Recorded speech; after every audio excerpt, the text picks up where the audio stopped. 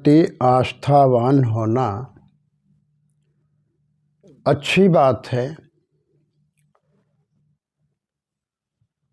उसके प्रति श्रद्धा समर्पण की भावना अपने इष्ट, अपने गुरु या आप जिसको अपना उपास्य मान रखे हैं उसके प्रति भाव समर्पण होना अच्छा है, श्रद्धा होना अच्छा है। लेकिन हमारी श्रद्धा अंधी श्रद्धा न हो, उसमें विवेक होना चाहिए कि हमारी श्रद्धा ऐसी न हो जिसमें हमारा और दूसरों का भी नुकसान हो। श्रद्धा हो तो साथ ही विवेक भी हो, सावधानी भी हो और संयम भी हो। जहाँ विवेक नहीं है और जहाँ संयम नहीं है, सावधानी नहीं है, वहाँ तमाम तरह की विकृतियाँ आ जाती हैं। हमारी श्रद्धा पाप बन जाती है, अंधश्रद्धा पाप बन जाती है। तो अंधश्रद्धा न हो। अंधश्रद्धा के पीछे कितने लोगों की जानें चली जाती हैं।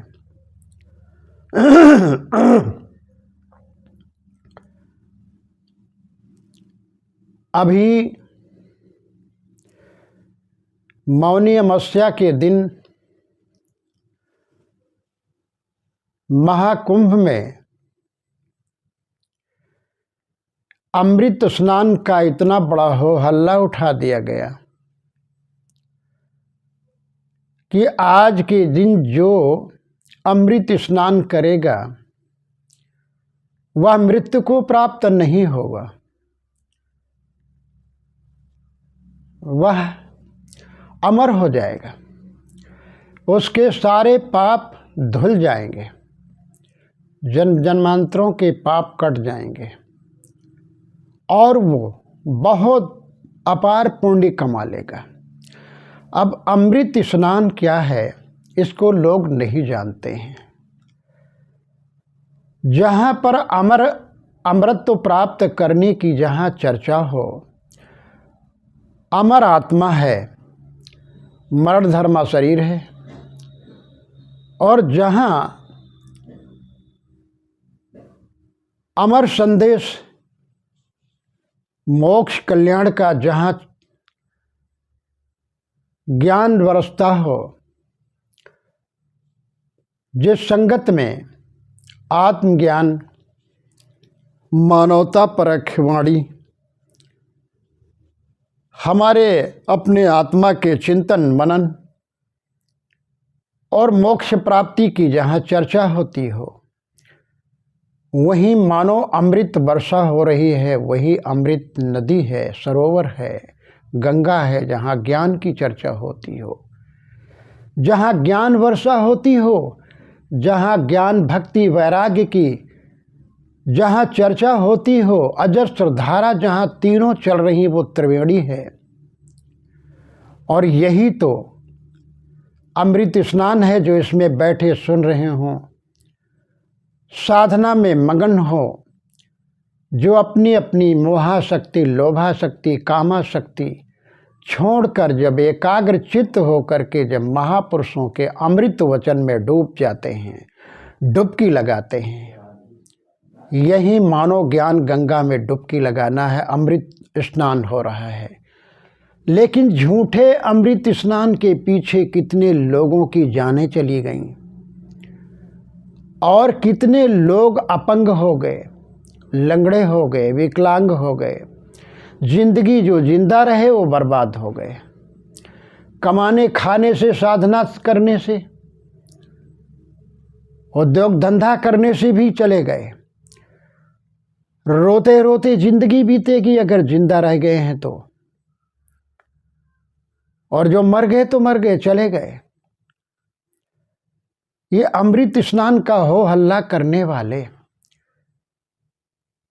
सबसे ज़्यादा यही दोषी हैं, जिन्होंने ये तिथि तारीख बना दी कि इस तिथि में नहाओ तो तुमको पुण्य लाभ होगा। अरे गंगा मैया तो हर समय बहती रहती हैं, अजस्र धारा उनकी बहती रहती है, और उसमें जब भी नहा लो। लेकिन ज्योतिषी लोगों ने तिथियां बनाई, इस तिथि में ज़्यादा पुण्य लाभ होगा, उस तिथि में कम होगा, उस तिथि में और होगा ज़्यादा, और इस तिथि में जो 1 बजे 12 बजे जो ब्रह्म मुहूर्त में नहा लेगा तो क्या कहना है, भगवान विमान लेकर आ जाएंगे। इतनी महिमा गंगा जी की बनाई गई है। चलिए, तमाम कूड़ा कचरा और तमाम विकार गंगा जी के पानी में धुल जाता है,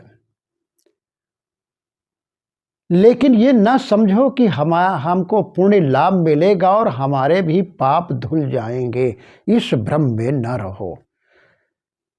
अब इसमें विवेक नहीं रहा है, सावधानी नहीं रही है। पढ़े लिखे लोग ज़्यादा थे, बड़े बड़े शहरों से आए थे, अन्य प्रदेशों से आए थे।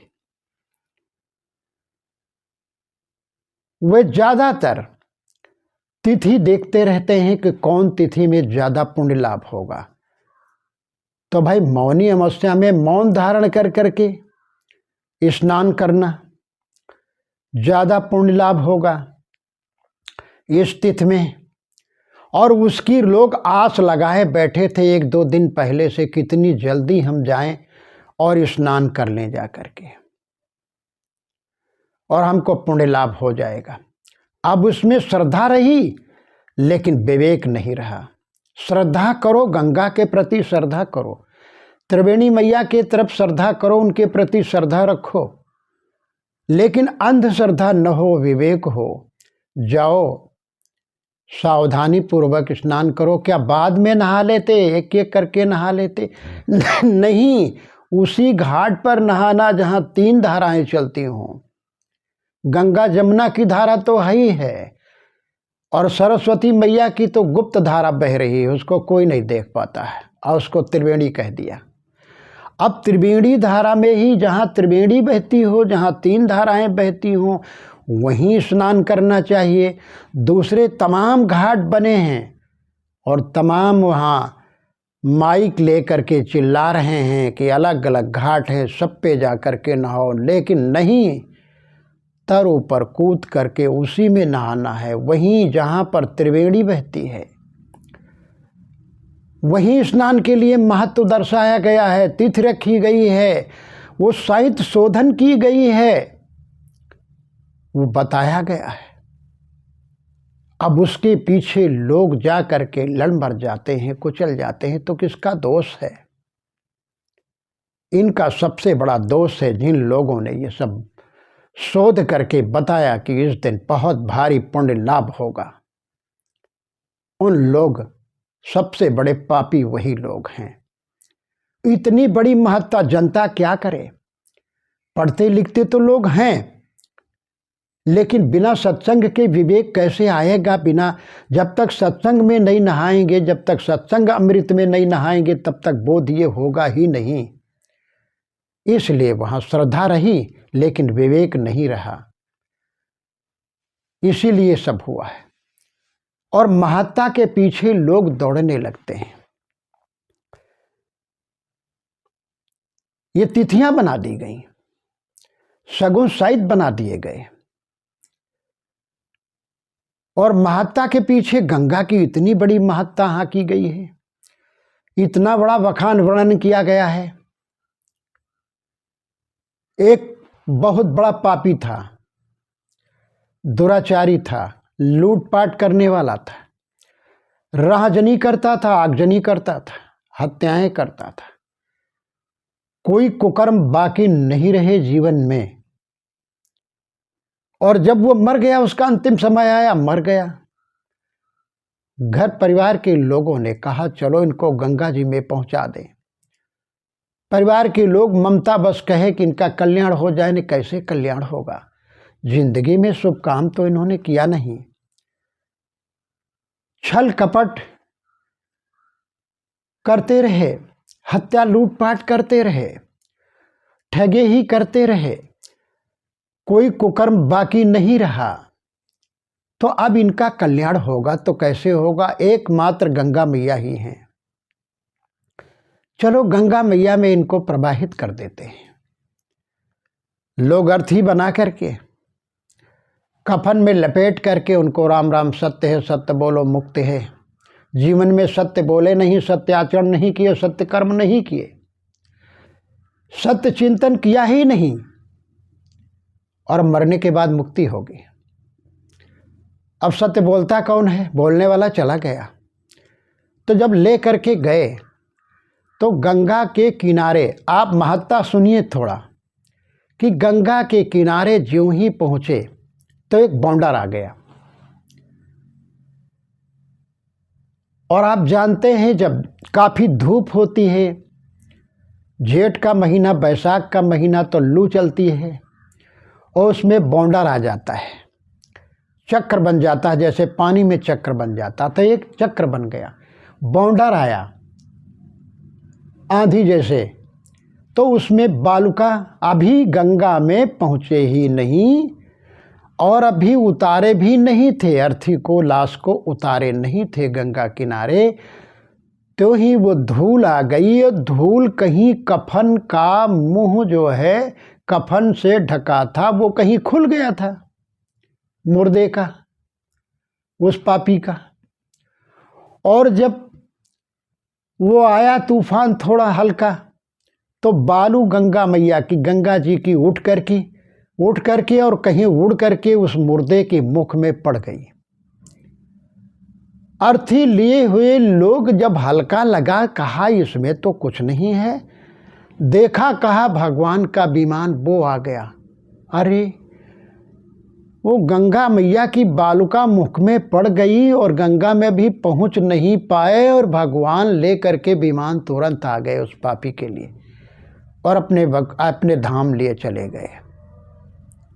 गंगा में अभी जा नहीं पाए थे और गंगा मैया की रेती यानी धूल उनकी पड़ गई, बस वह पापी हत्यारा भगवान के घर में पहुंच गया, भगवान अपने धाम ले गए। इतना सरल बता करके जो सुन करके लोग सुनेंगे, जो पढ़ेंगे लोग, वह क्यों ना इधर दौड़ेंगे कि ज़िंदगी भर खूब डट के पाप करते रहो, छल करते रहो, लूट मार करते रहो, मिलावटबाजी करते रहो, घूसखोरी करते रहो, हत्याएं करते रहो, अपहरण करते रहो। और जब कभी कोई तिथि आए, सोमवती अमावस्या की तिथि आए या कहीं कोई त्यौहार परे जा करके नहा लो, बस सारे पाप कट जाएंगे, पुण्य लाभ हो जाएगा, जीवन भर के लिए, साल भर के लिए पुण्य भर जाएगा, हमारे जीवन में, घर में भर जाएगा। ये सब सुन करके उसी तरफ दौड़ते हैं लोग। दूसरी कथा विश्राम सागर में आई है कि एक ब्राह्मण था।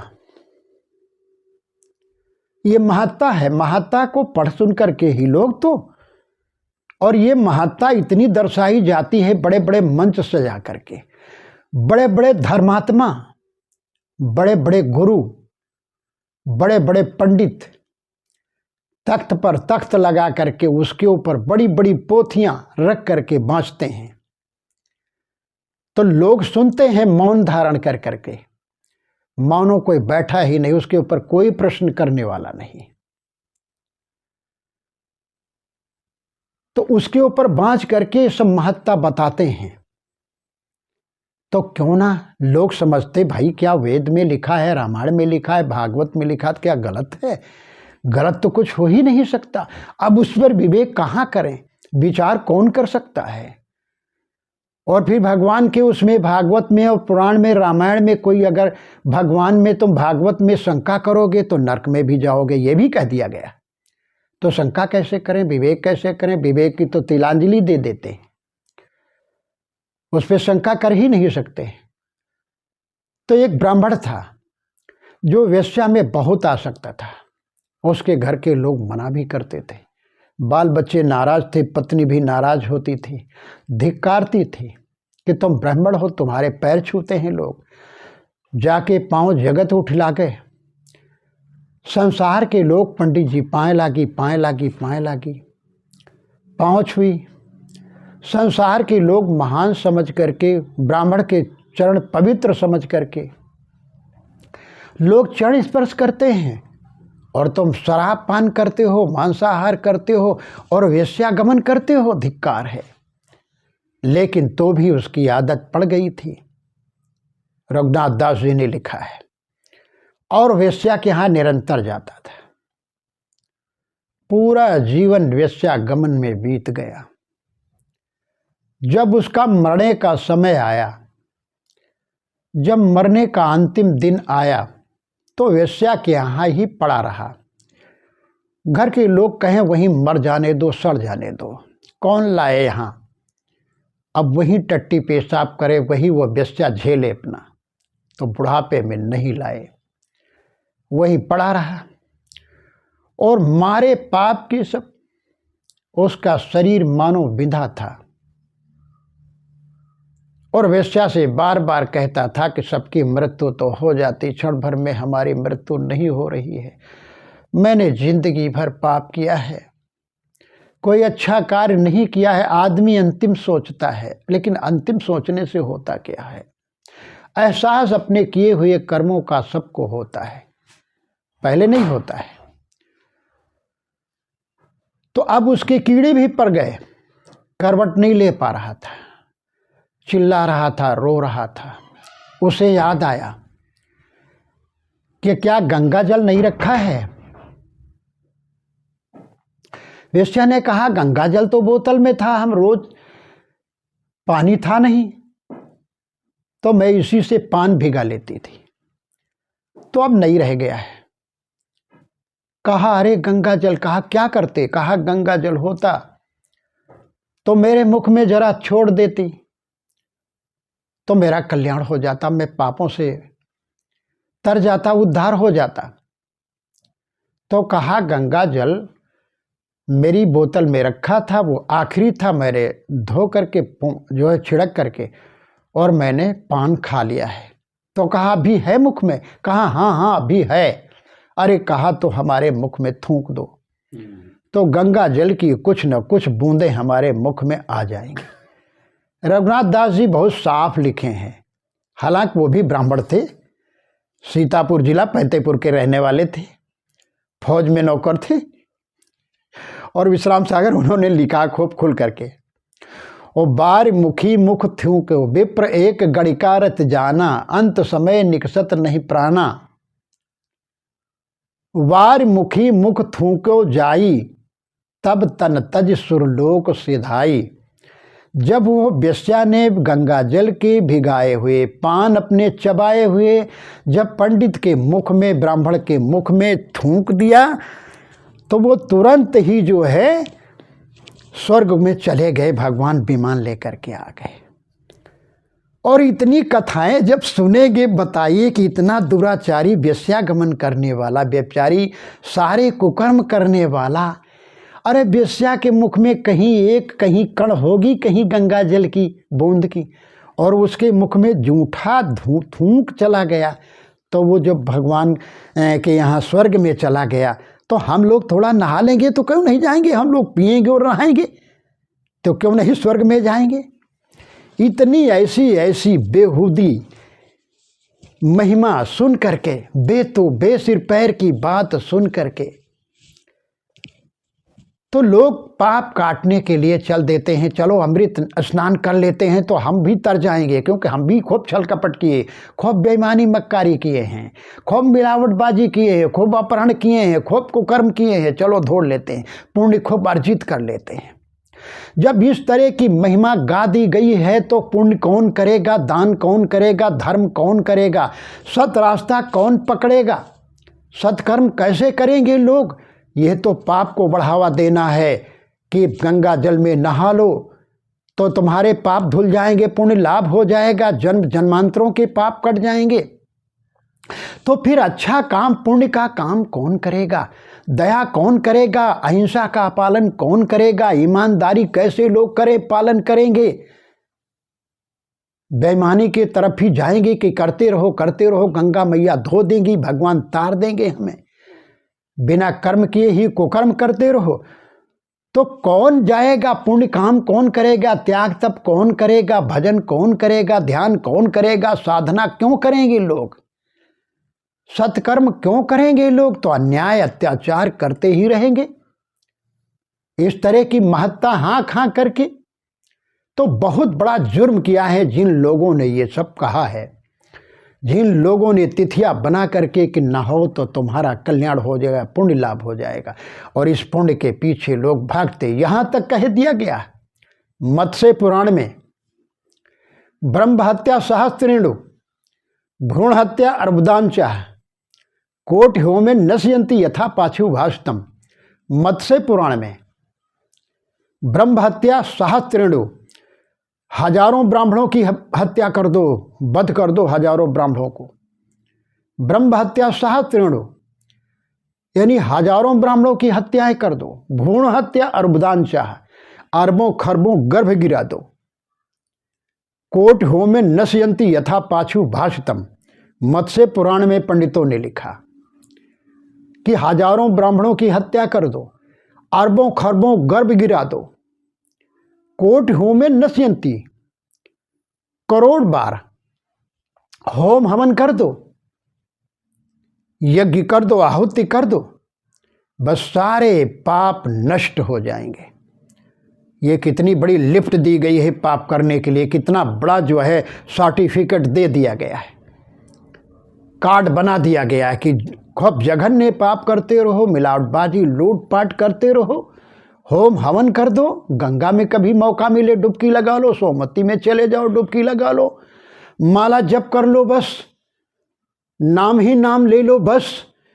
अरे कसाई बकरी बेचता था वो कौन, उसने जो है हत्यारे ने नाम ले लिया नारायण का, आजामिल ब्राह्मण, अजामोल लय नीचन देवे चर्म रफमा सब अपना लेवे। जिंदगी भर बकरी काट काट करके मोल ले करके और मांस बेचता था, खाल बेचता था, और आखिरी में जब उसके पुत्र जन्म हुआ तो पुत्र का नाम नारायण रख दिया गया। भाई तो नारायण नारायण पुकार रहा था, भगवान विमान लेकर के आ गए, उन्होंने सोचा मेरे को पुकार रहा है, तो ऐसे ऐसे हत्यार नाम लेकर के ही तर गए। जब इतने सरल नुस्खे हैं तो कौन भोजन त्याग करे, कौन घर त्याग करे, कौन बाल बच्चे त्याग करे, कौन कामनाएं त्याग करे, कौन भजन करे, कौन भक्ति करे, कौन ध्यान में बैठे, तो लोग दौड़ लेते हैं इस तरह से। बताइए, ओहो गजब हो गया है। इसीलिए जघन्य अपराध पाप हो रहा है, घोर पाप अपराध हो रहा है, और भगवान अवतार भी नहीं ले रहे हैं। शायद पाप का घड़ा भी भरा नहीं, इतना जघन्य पाप अभी हुआ नहीं तो भगवान अवतार कैसे ले। शायद भगवान देख रहे होंगे कि पूरा देश विनाश हो जाए, पूरी दुनिया, तब कहीं अवतार ले लें। इतनी इतनी महिमा गाई गई है, इस महिमा के पीछे लोग दौड़ते भागते अपनी जिंदगी गंवा देते, दूसरों को भी रौंद कुचल करके मर जाते हैं। इससे पुण्य लाभ होगा? इतना भी समझदारी नहीं है। तुम एक बार गंगा में नहाओगे, तुम एक तिथि में गंगा में स्नान करोगे, त्रिवेणी में नहाओगे, लेकिन उसी में कछुए पड़े हुए हैं, उसी में मेढक पड़े हुए हैं, उसी में घड़ियाल हैं, उसी में जो है मछलियाँ बहुत बड़ी बड़ी पड़ी हुई हैं तमाम तरह की, वो मुर्दों को नोच नोच करके खाती हैं, वो नरक ही भोग रहे हैं। उनका जन्म नहीं बदला, उनका कर्म नहीं बदला, उनको स्वर्ग नहीं हुआ, उनका कल्याण नहीं हुआ। तुम एक बार साल में 12 वर्ष के बाद जाओगे तो तुमको पुण्य हो जाएगा। इतना भी अपने दिमाग से, जो जितना तुम्हारा मस्तिष्क है, ये कंप्यूटर है, इसमें तमाम तरह का ज्ञान भरा हुआ है, कम से कम अपने दिमाग से सोचो। हम एक बार नहा लेते हैं, हम 12 साल के बाद जाएंगे, हम अमावस्या में केवल स्नान करेंगे, और उसी में तमाम जीव जंतु पड़े हुए हैं जो मुर्दे नोच नोच करके खाते हैं, और उसी में जिंदगी जा रही, उसी में मर जाते हैं, उनका कहीं कल्याण नहीं हुआ, उनका मोक्ष नहीं हुआ, तो तुम्हारा पगलों, तुम्हारा मोक्ष कल्याण कैसे होगा? अरे पगली माताओं बहनों, अरे पढ़े लिखे लोगों, जरा विचार करो, अपने बुद्धि का इस्तेमाल करो, अपने विवेक का इस्तेमाल करो। पानी में नहा करके तुम्हारे कपड़े धुलेंगे, तुम्हारा मैल पसीना धुलेगा, लेकिन तुम्हारे पाप नहीं धुल सकते, क्योंकि तुम्हारे अंतर में ही वो विद्यमान है। 7 करोड़ तंतु वैज्ञानिकों ने कहा कि 7 करोड़ मस्तिष्क में तंतु होते हैं। उस तंतुओं में ही तुम्हारे जो है वो पाप, जो अच्छे बुरे कर्म तुमने जो किया है, वो तुम्हारे तंतुओं में मौजूद है। उनका समय समय से कर्म फल भोग होगा। अच्छा किए तो अच्छा भुगतेंगे, आपने बुरा किया है, आपने पीड़ा किसी को दी है, वो पीड़ा मिलेगी, चाहे जैसे मिले। कहीं भी नहाने से, कहीं भी जाने से, कहीं भी दर्शन करने से कल्याण नहीं होगा। कल्याण तब होगा जब सत्कर्म में लगोगे, दुष्कर्म छोड़ करके सत्कर्म में लगोगे, जब ज्ञान भक्ति वैराग की त्रिवेणी में स्नान करोगे। जहाँ ज्ञान होता हो, जहाँ भक्ति करो, और भक्ति ज्ञान करो, वैराग्य करो, भक्ति करो, भजन करो, इस त्रिवेणी में ना हो तो तुम्हारी वेणियाँ कटेंगी, तुम्हारा कल्याण होगा, पुण्य लाभ होगा। इसके पीछे ना पड़ो। और जितने धर्मगुरु और जितने भी पंडित लोग कहते हैं कि हाँ ये करो तो वो करो तो तुम्हारा ये पाप कट जाएगा, ये हो जाएगा, इतना पुण्य लाभ होगा, समझ लीजिए कि वो अधर्म की तरफ, पाप की को बढ़ावा दे रहे हैं, अधर्म की तरफ लोगों को प्रेरित कर रहे हैं। आज पूरी दुनिया के लोग किसी भी मत के हों, वो पाप काटने के लिए सब जगह अपने अपने बनाए हुए हैं। विदेशों में तो वहाँ ईसाई लोग बनाए हुए हैं, पाप विमोचन पत्र अपने ड्राइंग रूम में लगा लेते हैं कि हमारे काहे चाहे जितने पाप हम कर डालें। और पादरी लोग चर्च में पाप विमोचन पत्र बना देते हैं, सर्टिफिकेट बना देते हैं। अब पाप हत्या चाहे कुछ भी करो, लेकिन नहीं लगेगा, क्योंकि वहाँ चर्च से तो पादरी गुरु हैं, वो तो बना दिया पाप विमोचन पत्र, अब पाप सब कटते चले जाते हैं। बौद्धों में चक्र घुमाते हैं, बगल में एक छोटा चक्र बना लेते हैं, काम करते रहते हैं और चक्र घुमा देते हैं। कुछ पाप हत्या हुई, अनाप शनाप खाए पिए और सोचा कि ये हमने ठगोरी किया है, हमने ये पाप जुर्म किया है, बस चक्र घुमा देते, दिन भर में चक्र घुमाए करते कि हमारा पाप चक्र कटते चले जाएं। तो सब कहीं कुछ न कुछ बनाए हुए हैं पाप काटने का, इतना एक निकाले हुए अलग लोगों को धोखा देने के लिए, आँख में धूल झोंकने के लिए। लेकिन क्या न्यायपालिकाएं कहीं भी तुम्हारे पापों को क्षमा कर सकती हैं? दुनिया की कोई न्यायपालिकाएं? तुम्हारे हत्या लूट अपहरण को जब पकड़े जाओगे तो क्या वो ये कह सकोगे हमने गंगा में नहाया, हमने त्रिवेणी में नहाया, हमने अमृत स्नान कर लिया है? क्या वो कोई जज मानेगा? दुनिया के जज मानेगी? न्यायपालिकाएं तुम्हें क्षमा करेंगी? जब दुनिया की न्यायपालिकाएं तुम्हारे ईश की हमने अखंड पढ़ा है, हमने नाम जप किया है, हमने जो है होम हवन किया है, हमने यज्ञ किया है, हमने गंगा जी में कितनी बार डुबकी लगाया है, हमारी हत्याएं सब माफ़ कर देना चाहिए अब, तो क्या कोई तुम्हारी सुनेगा? तब जब यहाँ कोई नहीं सुनेगा तो तुम जब ऊपर वाले को कहते तो ऊपर वाला वो कैसे क्षमा कर देगा? और जिनके साथ तुमने छल किया है, जिन आत्माओं को तुमने पीड़ा दिया है, दर्द दिया है, जिनके साथ धोखाधड़ी की है, छल व्यापार किया है, मिलावटबाजी की है, अच्छी अच्छी चीज़ों में जहर मिला दिया है, वो सब रोगी होकर के मर रहे हैं, बेमौत मर रहे हैं, अल्प आयु में ही मर रहे हैं, जहर खा पी करके जो मिलावटबाजों ने किया है। वो बड़े धर्मात्मा, बड़े पुण्यात्मा, बहुत जो है तिलक लगाते, बहुत जाप भी कर लेते, मंदिर में भी जाते हैं, क्या वो माफ़ करेंगे? वे आत्माएं तुमको माफ़ कर देंगी? नहीं माफ़ करने वाली, ये ध्यान दो। इसलिए ऐसे धोखे में मत पड़ो, ये जाल है, ये धोखा है, इस धोखे में न पड़ो। तीर्थों में जाओ, वहाँ संतों के दर्शन करो, जहाँ अमृत वर्षा होती हो सत्संग की, वहाँ जाओ, उसमें बैठ करके स्नान करो अपने अमृत प्राप्त करने के लिए। वो झूठे अमृत स्नान के पीछे न दौड़ो। अमृत तुम्हारा, अमर आत्मा तुम्हारी स्वयं है, तुम स्वयं अमर हो। मृत्यु शरीर है।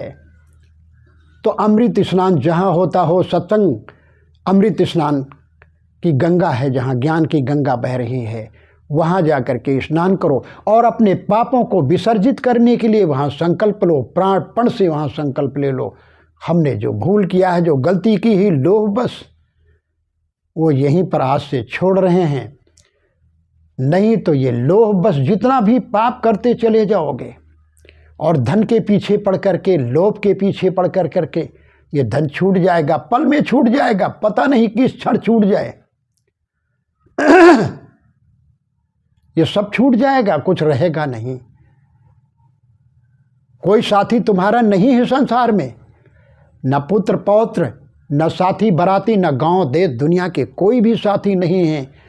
जीव आत्मा असंग है, उसके संगी साथी कोई नहीं है। इसलिए तुम किसी के लिए पाप हत्या जघन्य ना करो और इस धोखे में न रहो कि हमारे पाप दूर हो जाए, अल्लाह का नाम ले लिए बस सब कट गया, सब गुनाह माफ हो गया है। वो गुनाह माफ करने वाले कौन होते हैं? हमने जिसके साथ में गंदी हरकत की है, हमने जिसको पीड़ा दिया है, सताया है, जिसके साथ छल धोखा किया, क्या वो माफ हमें करेगा? जब हम माफ नहीं करेंगे तो वो कौन माफ करेगा? मेरे छोटेपन में फैसला होते थे, जगह जगह पंचायतें होती थी, मैं भी जाता था पिताजी के साथ में, देखता था कोई गलती हो जाती थी तो उसमें के जो मुखिया होते थे, जो फैसला करने वाले होते थे, वो कहते थे अच्छा ठीक है, तुम अपनी गलती मान लो तो तुम्हें बख्श दिया जाएगा, तुम्हें माफ़ कर दिया जाएगा, और नहीं तो इतना इतना जुर्माना लिया जाएगा, 2-3 कच्चा पक्का खाना तुमको देना पड़ेगा। और उस समय में गरीबी में खाना कच्चा पक्का अगर कह दो तो जानो उनकी मौत हो गई, कहाँ से ला करके देते? तब न इतनी व्यवस्था थी, न कहीं खेती में पैदा कुछ होता था इतना, न कहीं कुछ। तो उसमें कहते थे कि भाई तो तुम ठीक है, तुम अपनी गलती को मान लो और मान करके तुम चरण में गिर जाओ। तो वो दौड़े तो वो जो फैसला करने वाले थे ना, उन्हीं के चरणों में जा करके गिर जाए तो वो उठ करके खड़ा होकर, हट, हमारे पैर क्यों जो है पैरों में गिरता? अरे जिसके साथ में तुमने धोखा किया है, छल किया है, जिनके साथ में तुमने पाप किया, वो बैठे हैं, उनके चरणों में जा करके गिरो, वो माफ तुमको कर दें तो हम लोग मान लेंगे। तब वो दौड़ करके जिनके चरण नहीं पकड़ने कभी पकड़ा था, छुआ नहीं था, जिनको कभी राम राम नमस्ते तक प्रणाम नहीं किया था, उनके चरणों में जा करके कहा सिर रखो, कान पकड़ो कि हमें क्षमा करो। और जब तक तुम्हें क्षमा न कर दें तब तक तुम उनके चरणों में गिरे पड़े रहो। तो वो कह देता था ठीक है पंचो, सब लोग कहते हैं तो हम जाओ भैया क्षमा कर दिए, तो हाथ रख देता था उसके ऊपर, जाओ भैया क्षमा कर दिए। तब सब लोग ताली पीटते थे, कहते थे जाओ तुम्हारी ये मुक्ति हो गई, ठीक है। लेकिन क्या उसके अंदर जो उसने बेईमानी छल किया है, कपट उसके साथ किया है, उसकी जो रील बन गई है, जो उसकी वीडियो फिल्म बन गई है मानो मस्तिष्क में, तो क्या वो कहीं मिटेगी, डिलीट होगी? नहीं होगी। याद रखो। तो यही है कि उसी तारीख से गलत कार्य करना बंद कर दो। तो गुनाह हम किसी के साथ करते, माफ़ी भगवान से, अल्लाह से मांगते हैं, जा कर के गंगा मैया से मांगते हैं, जा कर के होम हवन मंत्र जाप करके हम अपने जो है हत्या पाप को काटना चाहते हैं। और जिसके साथ में हमने किया है वो माफ़ करेगा? कभी नहीं माफ़ करेगा। इसलिए ऐसे धोखे में मत पड़ो। याद रखो, सत्कर्म जब तक नहीं करोगे तब तक कल्याण नहीं होगा। इसलिए इस धोखे में न दौड़ो, ये छल है, ये धोखा है। तीर्थों में जाओ, जाना मना नहीं है, कला कल्पना से थोड़ा हट कर करके, मोह माया से हट कर करके थोड़ा भ्रमण करो, देशाटन करो, तीर्थाटन करो, वहाँ देखो, वहाँ दीन दुखियों को कुछ खिला पिला दो, पुण्य आत्माओं को कुछ दान धर्म कर दो, चरण स्पर्श कर लो, प्रणाम कर लो, और वहाँ अपने अवगुणों की आहुति दे दो, वहीं संकल्प करके छोड़ दो, अच्छे काम में लग जाओ, डट जाओ, और बस तुम्हारा कल्याण हो जाएगा। इस भ्रम अंधविश्वास में न पड़ो। इस भ्रम अंधविश्वास में पढ़ करके तुम्हारा पतन होगा और कुछ नहीं होगा, आगे नहीं बढ़ पाओगे और पाप ही पाप करते रहोगे। और इसी धोखे को ले करके लोग पाप करते जाते हैं। मुसलमान भाइयों में सोचते हैं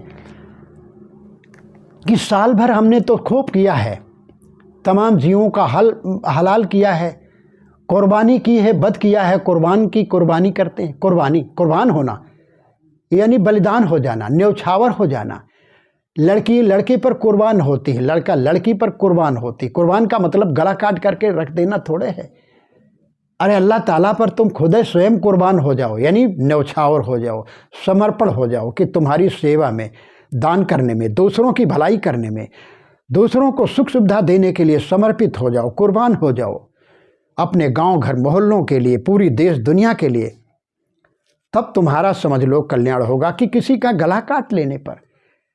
तो अब वो सोचते हैं चलो छल कपट बेईमानी करते रहो, बस 30 रोजा रख लेंगे, 1 महीना का तो त्याग तपस्या करना है भाई, 1 महीना कर लेंगे, 11 महीना फिर ऐसे करते रहेंगे, फिर जब आएगा तो 12वां महीना तो फिर रोजा रख लेंगे, फिर सब गुनाह माफ़ कर देगा। अल्लाह ताला तो वहाँ गुनाह माफ़ करने के लिए ही बैठा है कि हम गुनाह माफ़ करते रहें, तुम खूब जघन्य अपराध पाप करते रहो।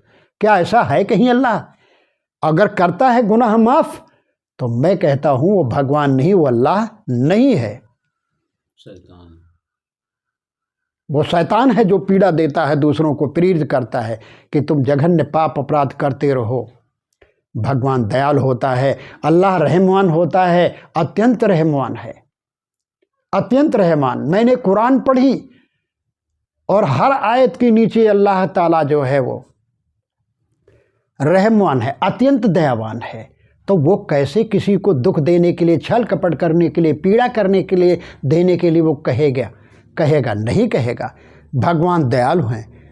भगवान जो है वह बहुत बड़े करुणाशील हैं। तो वह 1-2 गलती मान लो माफ़ कर देंगे, माँ बाप 1-2 गलती माफ़ कर देंगे, मास्टर साहब 1-2 गलती माफ़ कर देंगे, गुरु 2-4 गलतियाँ माफ़ कर देंगी, इतने दयालु हैं। लेकिन फिर कहेंगे कि बस निकल जाओ, चले जाओ यहाँ से। तो कहाँ तक माफ़ करते रहेंगे? तो माफ़ कोई नहीं करेगा। माफ़ करेगा क्या तेरा वहाँ बाबा काका है? कौन करेगा? कोई बाबा काका मामा मौसिया हमारा थोड़ा ही है जो माफ़ कर देगा।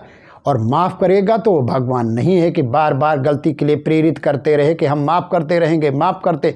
मानो वे वही अपने तख्त पर बैठे हैं, बैकुंठ में यही बैठे लोगों से कह रहे हैं, अय हिंदुओं को डट करके पाप करते रहो, बस गंगा जी में नहा लो, मेरा नाम ले लो, जप ले कर लो, बस तुम्हारे पाप कट जाएंगे। अगर ऐसे भगवान कोई ऊपर कहते हों तो मैं कहता हूँ ऐसे भगवान से दूर ही रहना चाहिए। ये भगवान का लक्षण नहीं है। तो भगवान के भरोसे न रहो। भगवान अल्लाह तुम्हारे पापों को नहीं काटते, न वो कहते हैं करने के लिए कि तुम पाप और हत्या करो। भगवान का नाम लो, उनकी पूजा आराधना करो, गुरु की पूजा आराधना करो, लेकिन उनके सहारे गंगा में जाओ, स्नान के लिए जाओ, बढ़िया है, स्नान कर लो भाई। जब कहीं साफ़ सुथरे जगह हो वहाँ पर बैठ करके स्नान कर लो, पीने वाला पानी भी पी लो, चलो भाई अपने बोतल में ले लो, चले आओ गंगा मैया का ले करके। जैसे लोग काबे जाते हैं तो आबे जमजम का ये जमजम का पानी लेकर के आते हैं। तो यहाँ कोई मर जाता है तो आबे जमजम का पानी हिंदुओं की तरह भी छिड़कते हैं। जनाजा ले जाने के समय जब लाश को धोते नहलाते तो आबे जमजम का पानी उस पर छिड़कते हैं। हिंदुओं में भी गंगा जल छिड़का जाता है कि चलो ज़िंदगी भर कुछ किया, इनके पाप दो जो कुछ हो छिड़क दो, पवित्र हो जाएंगे। इतना बड़ा भ्रम है, दोनों में भ्रम है, कस के भ्रम है, उस भ्रम में खूब बेधे हुए हैं। हम कहते ये सब कुछ करना ही न पड़े, तुम पाप करो ही नहीं तो पाप काटने के लिए जाने की क्या आवश्यकता है? तो पाप न करो, सावधान रहो कि हमसे कोई बुराई मुख के द्वारा, वाणी के द्वारा, कर्मों के द्वारा, आचरणों के द्वारा, व्यवहार के द्वारा हमसे कोई छल न होने पाए, धोखा न होने पाए, कोई पाप न होने पाए। इसलिए व्यापार करो, बड़े व्यापार करो और कर्तव्य कर्म करो, शुद्ध कर्म करो, लेकिन पाप न करो, हत्या न करो। तो क्यों पाप धोने के लिए जाना पड़े? किसी कोई भूखी आत्मा को खिला दो, पुण्य होगा। किसी दुखी के ऊपर दया कर दो, पुण्य होगा। कोई बेचारा परेशान है, दुखी है, तो कहीं स्टेशन में हो, कहीं गाड़ी में हो, कहीं ट्रेन बस में हो, उसे सहायता दे दो। तुम जवान हो, तुम सबल हो, उठ करके खड़े हो जाओ और बैठ जाओ। माँ जी बैठ जाओ, बेटा बैठ जाओ, भैया बैठ जाओ, दादा आ करके बैठ जाओ, आओ आओ, हम क्या आपकी मदद कर सकते हैं। तो पुण्य कर लो। पुण्य करने के कितने, पुण्य कमाने के कितने साधन हैं।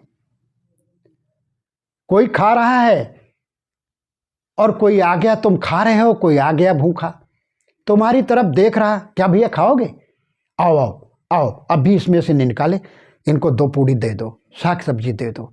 वो पूरी वो खा लिया और तुम्हारी तरफ देख देख करके कह रहा, भगवान से विनती कर रहा है, प्रार्थना कर रहा है कि धन्यवाद है, शुक्रिया है, और आप बहुत भले आदमी हैं। तो कितना बड़ा पुण्य हो गया। अरे पुण्य करने के लिए कितने साधन हैं। पुण्य कमाने के लिए गंगा में पुण्य का क्या करोगे तुम जा करके, वहाँ नहा करके कौन सा पुण्य कमा लोगे। पुण्य कमाने के कितने साधन हैं। कोई तुमसे पूछ रहा है, भूला भोला भाला है, उसके साथ मजाक ना करो, भटका दो कहीं जा करके, बता दो कि भाई साहब ठहरिए, दादा रुकिए, हाँ ठीक है बहन जी, अब भी जो है हम बता रहे हैं, देखो इधर से इधर आप जाएं तो ये शॉर्टकट रास्ता, आप जल्दी पहुंच जाएंगे। पैदल है ना, कोई साधन नहीं है, तो आप इधर से इधर चले जाएं। और आपको आराम से वहाँ पे एक बोर्ड लगा हुआ है, वहीं पर लिखा हुआ है फला जगह फला, आप उधर से मुड़ जाना, तीर बना हुआ है, वहीं आपको पास में मंदिर के पास में उनका घर है, या वहाँ चले जाना अपना। वो धन्यवाद करता हुआ थैंक यू करेगा, धन्यवाद करके और आगे बढ़ जाएगा। ये कितना बड़ा पुण्य लाभ हो गया, कुछ देना भी नहीं पड़ा, पुण्य हो गया वाणी के द्वारा।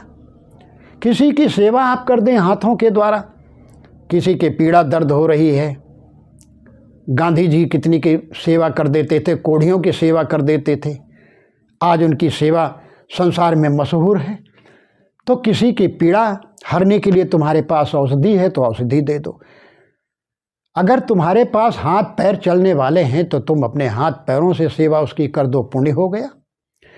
अगर धन दे करके कुछ उसका लाभ कर सकते हो, सहायता कर सकते हो, तो धन से पुण्य कमा लो। कितना बड़ा पुण्य है। पुण्य कमाने के तमाम साधन हैं। तुम किसी को जल लोटा भर दे दो, मांगता किसी से तुम उठा करके फौरन दे दो, ये न को हे तुम दो, हे तुम दो, हे उठो तुम दो, हे उठो तुम दो, ये जो उनको, अरे तो कितना बड़ा पुण्य हो जाएगा। तुम्हारे घर में कोई फंक्शन हो, कोई विवाह शादी हो, उसमें से पत्तल उठा लो, पत्तल परोस दो, भोजन परोस दो, या जूठे पत्तल उठा लो, या किसी को अपने बच्चों को प्रेरित करो कि तुम जाओ इनको पानी परोसो, जल्दी जल्दी ये पत्तल जूठे उठाओ, तो यही उठा दो और पानी ही परोस दो। कितना बड़ा पुण्य हो गया। किसी की सेवा करना भी पुण्य है, किसी को दान देना पुण्य है, किसी को शुद्ध वाणी ज्ञान दे दो, तुम्हारे पास ज्ञान है, कितना बड़ा पुण्य है। लेकिन बन्नी भद्रा में सन की ढैया 7.5 मूल सूल दिशा सूल, ये सब शब्द जाल रच करके किसी को भटकाओगे, छलोगे, तो धन तुम नहीं कमाओगे। तुमको दक्षिणा में धन नहीं, धन तो मिलेगा, उसके साथ में ब्याज सहित पाप मिलेगा, पाप भोगना पड़ेगा। किसी को भटकाओ नहीं, तुम्हारे पास ज्ञान है तो। इसलिए पुण्य कमाओ, पुण्य कमाओ, पुण्य गंगा में नहा करके न कमाओ, पुण्य कमाओ अपने सत्कर्मों के द्वारा, अपनी शुद्ध वाणी के द्वारा, अपने शुद्ध व्यवहार के द्वारा, दया प्रेम करुणा के द्वारा पुण्य कमाओ। अपन दूसरों की सहायता भलाई करके पुण्य कमाओ, इसी में पुण्य है, पुण्य वहाँ जा कर के नहीं है। इसलिए इनके पीछे मत दौड़ो और लोगों को भी यही समझाओ, सेवा करना, दया करना, परोपकार करना, दान करना, शुद्ध आत्माओं को, भूखी आत्माओं को खिलाओ, नंगे को वस्त्र पहनाने की कोशिश करो। पीपल में वस्त्र टांगने के लिए न जाओ, ब्रह्म देवता नंगे नहीं, न उनके इंद्री हैं। तुम किसी नंगे उघार को कपड़े पहना दो, अपने ही कपड़े उतार करके पहना दो। आपने सुना होगा कि द्रौपदी नहाने के लिए गई थी, कोई ऋषि आए थे, उनका वस्त्र उड़ गया था, वो गंगा में, वो जमुना में नहा रहे थे और उनका वस्त्र उड़ गया और वो ऋषि निकलते नहीं थे। सखी सहेली और द्रौपदी सोचती थी कि ये किसी तरह बाबा महाराज निकल जाएं तो हम लोग स्नान करें इसमें से। और देखा यहाँ कोई वस्त्र भी नहीं है। हाथ उठा करके ऋषि ने कहा कि मेरे पास हाथ हिलाया कि कुछ नहीं पहनने के लिए। द्रौपदी समझ गई, बुद्धिमान इशारे में समझ जाते हैं।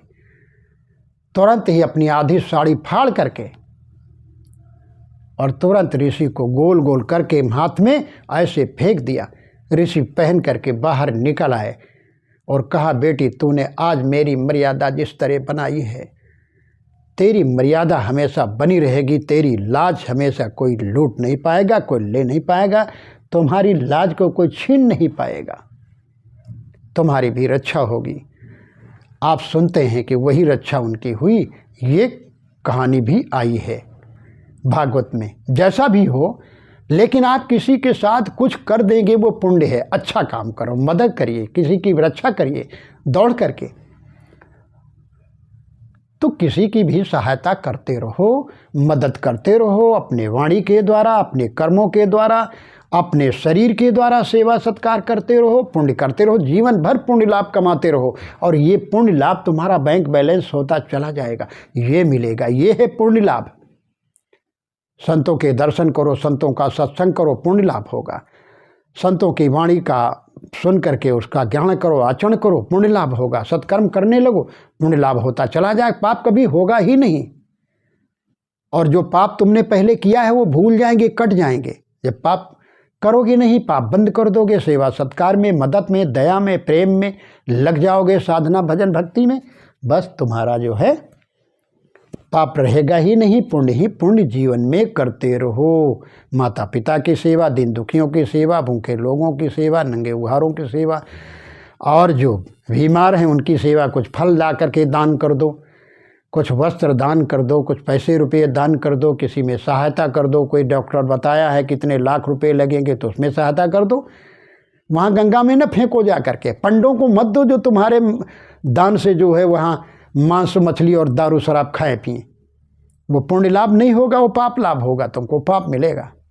इसलिए इसके धोखे चक्कर में न पड़ो। तो मैं कहता हूँ भन्नी भद्रा और ये नक्षत्र और ये जितना है, ये पोंगापंथी विचारों की तरफ से जो है हटो और विवेक और विचार से श्रद्धा करो। श्रद्धा करो तुम श्रद्धा में, लेकिन श्रद्धा में तुम्हारे विवेक होने चाहिए, तुम्हारे श्रद्धा में विवेक होना चाहिए। अंधविश्वास में श्रद्धा न करो।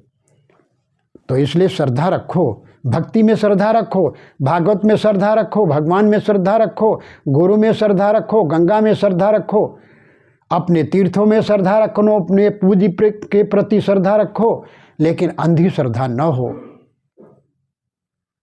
अंधी श्रद्धा में तुम्हारा नुकसान होगा, पुण्य लाभ नहीं होगा, बल्कि तुम्हारा जो है नुकसान होगा। इसलिए जितना जो कुछ बताया गया, इस पर सुनने वाले लोग जो यहाँ और जितने भी सुनेंगे उन सबको विवेक और विचार करना चाहिए। और विवेक विचार करके ही आचरण करें, तभी कल्याण होगा। बोलिए सद्गुरुदेव की जय।